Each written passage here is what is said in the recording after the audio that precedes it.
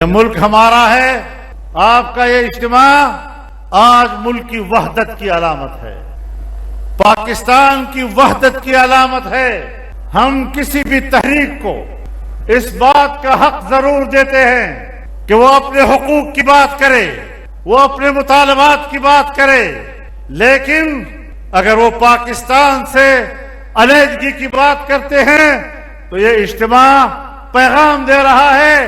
یہ بہت بڑی عوامی اسمبلی قرارداد پاس کرتی ہے کہ ہم حقوق کے لیے آپ کے ساتھ ہیں، لیکن ملک کی سلامتی پر کوئی سودا کرنے کے لیے تیار نہیں ہے. میں آپ کو ایک بات کہہ دینا چاہتا ہوں میرے بھائیوں، 2018 کا الیکشن ہوا اور اب 2024 کا الیکشن ہوا، دونوں کے نتائج دھاندلی کی پیداوار تھے.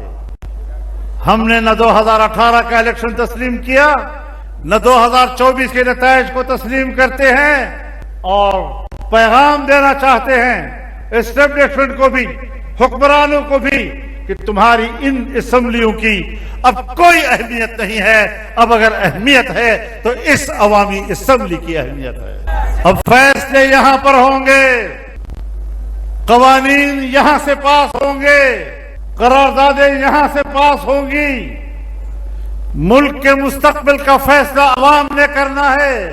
اگر تم نے امریکہ کی غلامی میں پاکستان کے مفاد کو نظر انداز کیا، اگر تم نے امریکہ اور مغرب کے دباؤ میں ملک کی نظریاتی حیثیت کو پامال کرنے کی کوشش کی، تو یہ بحر بے کراں اور یہ سیلاب اور یہ طوفان تمہیں تنکی کی طرح بہا کر لے جائے گا. یہ عظیم الشان اجتماع، اسے صرف عوام کا اجتماع مت سمجھیے، اسے لوگوں کا اجتماع مت سمجھیے. یہ انقلاب کا آغاز ہے، یہ انقلاب کا نعرہ ہے، اور ہم یہاں سے اٹھیں گے تو انقلاب کے جذبے سے اٹھیں گے اور پھر بتائیں گے کہ اب تمہاری حکمرانی ہے یا ہماری حکمرانی. کسی اسلامی ملک کے حکمران میں کیوں یہ جرت نہیں ہے کہ وہ اس امت کی نمائندگی کرتے ہوئے، وہ اس امت کی ترجمانی کرتے ہوئے فلسطینیوں کے حق میں آواز بلند کر سکے؟ کیوں ان کی زبانیں گونگ ہو چکی ہے؟ ہم ان کو بتانا چاہتے ہیں کہ تم گونگ سہی، قوم زندہ ہے، ان کی آواز زندہ ہے، امت زندہ ہے، اور یہ اجتماع پوری امت کی آواز ہے. یہ غلامانہ ذہن رکھنے والے یہ اپنی تاریخ بھی بھول جاتے ہیں، یہ اپنے مفادات کے لیے نظریات بھی بھول جاتے ہیں، یہ اپنے مفادات کے لیے اپنا کلمہ بھی بھول جاتے ہیں، یہ اپنے مفادات کے لیے اپنا دین بھی بھول جاتے ہیں، اور اپنے مفادات کے لیے عقیدہ ختم نبوت پر سب خون مارنے والوں کو بھی اپنا بھائی کہہ دیتے ہیں. یہ نہیں چلے گا. اب اس کے بعد واضح طور پر ہم نے دنیا میں ایک لکیر کھینچ لی ہے، وہ نظریاتی لکیر ہوگی، وہ عقیدے کی لکیر ہوگی. آج میرے دینی مدارس پر کیوں دباؤ ڈالا جا رہا ہے؟ عالمی آقاؤں کے دباؤ پر تم ہمارے دینی مدارس پر دباؤ ڈال رہے ہو.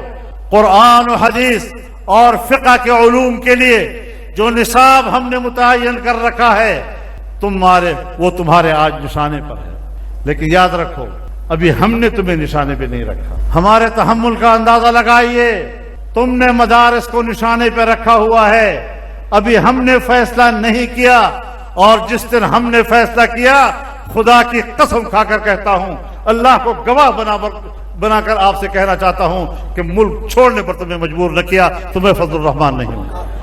تم میرے مدرسے کی ایک اینٹ گراؤ گے، سنو، تم میرے مدرسے کے ایک اینٹ گراؤ گے، میں تمہارے اقتدار کی پوری عمارت کو زمین بوس کر دوں گا. تم سے ملک نہیں سنبھالا جا رہا. بلوچستان تمہارے ہاتھ سے نکل رہا ہے، خیبر پختونخوا تمہارے ہاتھ سے نکل رہا ہے، وہاں حکومت کی رٹ ختم ہو چکی ہے. مسلح قوتیں وہ اپنا گرفت مضبوط کر رہی ہیں، اپنا رٹ مضبوط کر رہی ہیں، اور تم لگے ہو اس کے اوپر کہ مدرسے پر پابندی کیسے لگائی جائے. تم لگے ہو اس بات پر کہ قادیانیوں کو مسلمان کیسے ڈکلیئر کیا جائے گا. تم لگے ہو اس بات پر کہ اسرائیل کو تسلیم کیسے کرایا جائے گا.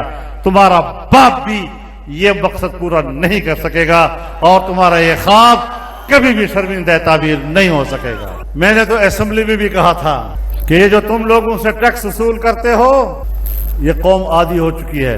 اس نے انگریز کو بھی ٹیکس نہیں دیا تھا، انگریزی نظام کے تسلسل کو بھی یہ لوگ ٹیکس نہیں دے رہے ہیں، اور ٹیکس تب دیں گے ہم جب تمہیں ہمیں امن مہیا کرو گے، ہمیں معیشت مہیا کرو گے۔ ملک کی معیشت تباہ کر دی تم لوگوں نے، ملک کا امن و امان تم نے تباہ کر دیا ہے۔ جب تم مجھے امن نہیں دے سکتے، جب تم مجھے معاش نہیں دے سکتے، کس بنیاد پر تم مجھ سے ٹیکس لینے کے حقدار بن سکتے؟ بات اصول کی ہے، بغیر اصول کے ہم بات نہیں کر رہے۔ تم میرے عقائد کو مت چھیڑو، تم میرے اسلام کو مت چھیڑو۔ عقیدہ ختم نبوت پر امت مسلمہ کا اتفاق ہے اور سود کے خاتمے پر پوری قوم متفق ہے، ٹھیک ہے کہ نہیں؟ وفاقی شرعی عدالت نے سود کے خاتمے کا فیصلہ کیا، اسٹیٹ بینک آف پاکستان اور نیشنل بینک آف پاکستان نے اس کے خلاف اپیلیں واپس لی، لیکن کچھ بینکوں نے اپیلیں دائر کی اور اس پر اسٹے لیا، نظر ثانی کے لیے درخواست دی۔ ان لوگوں نے سود کی حرمت کے حوالے سے عدالت نے فیصلے دیے ہیں اور اس کے خلاف اپیلیں دائر ہوئی ہیں، ان اپیلوں کو فوراً نمٹایا جائے۔ سود کا نظام اللہ سے اور اس کے رسول سے براہ راست جنگ کا نام ہے۔ کیا کوئی مسلمان یہ سوچ سکتا ہے کہ میں اللہ اور اس کے رسول سے جنگ کروں؟ کیا کوئی سوچ سکتا ہے اس کا؟ اور اس ملک میں 77 سال سے ہم اللہ اور اس کے رسول کے ساتھ جنگ لڑ رہے ہیں۔ کہاں سے رحمت آئے گی؟ دشمن پر بھی کوئی رحم کر سکتا ہے؟ ان حکمرانوں کی وجہ سے آج ہم من حیث القوم اللہ اور اس کے رسول کے مقابلے میں جنگ پہ اترے ہوئے ہیں۔ ہم اللہ سے معافی مانگتے ہیں